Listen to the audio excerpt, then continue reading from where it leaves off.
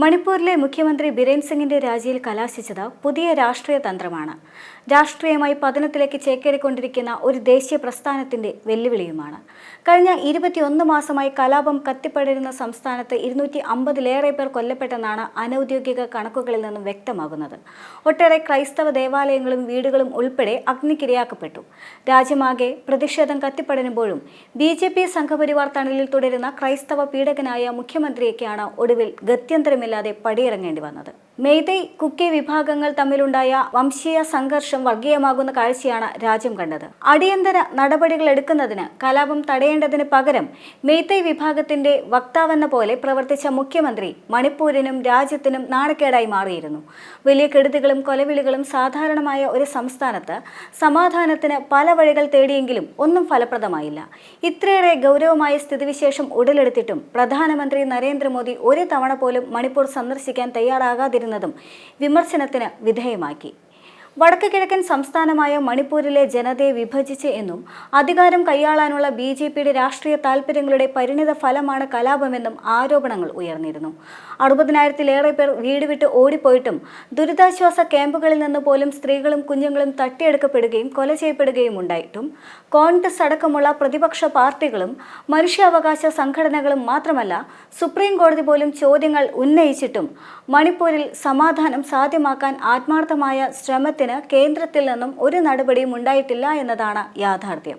മണിപ്പൂരിലെ സർക്കാരിന് ദേശീയ ജനാധിപത്യ സഖ്യത്തിലെ കക്ഷികളായ NPPയും JDUവും പിന്തുണ പിൻവലിച്ചതോടെയാണ് കാര്യങ്ങൾ കീഴ്മേൽ മറിഞ്ഞത്. തുടർന്ന് മാസങ്ങൾക്കിപ്പുറം കോൺഗ്രസ് കൊണ്ടുവന്ന അവിശ്വാസ പ്രമേയത്തെ പിന്തുണയ്ക്കുമെന്ന് BJP MLAമാർ തീർത്തു പറഞ്ഞതോടെയാണ് ബിരേൻ സിംഗിനുള്ള പാർട്ടിയുടെ സംരക്ഷണ വേലി പൊട്ടിക്കാനായി BJP കേന്ദ്ര നേതൃത്വം തയ്യാറായത്.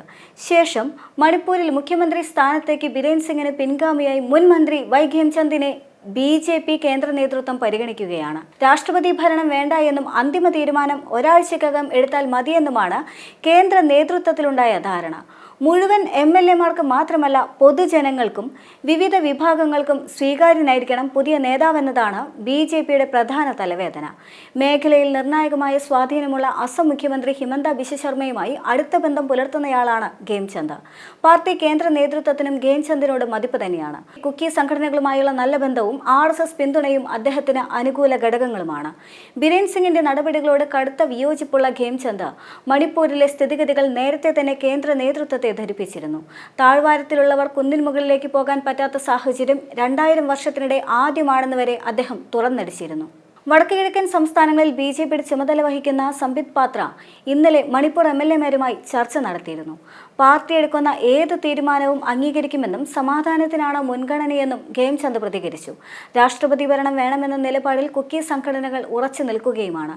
കുക്കി മേഖലകളെ ഉൾപ്പെടുത്തിക്കൊണ്ട് കേന്ദ്ര ഭരണപ്രദേശം വേണമെന്നും ആവശ്യപ്പെടുന്നുണ്ട്. മുഖ്യമന്ത്രി മെയ്തൈ വിഭാഗത്തിൽ നിന്നായതിനാൽ തന്നെ മെയ്തൈ താൽപര്യങ്ങൾ മാത്രമാകും സംരക്ഷിക്കപ്പെടുകയെന്ന് അവർ പറയുന്നുമുണ്ട്. എന്നാൽ രാഷ്ട്രപതി ഭരണത്തെ എതിർക്കുമെന്ന് കോൺഗ്രസും വ്യക്തമാക്കുന്നുണ്ട്. രാഷ്ട്രപതി ഭരണം ജനഹിതത്തിന് എതിരാണെന്നാണ് കോൺഗ്രസിന്റെ സംസ്ഥാന പ്രസിഡന്റായ മേഘചന്ദ്രയും പറഞ്ഞു വെക്കുന്നത്.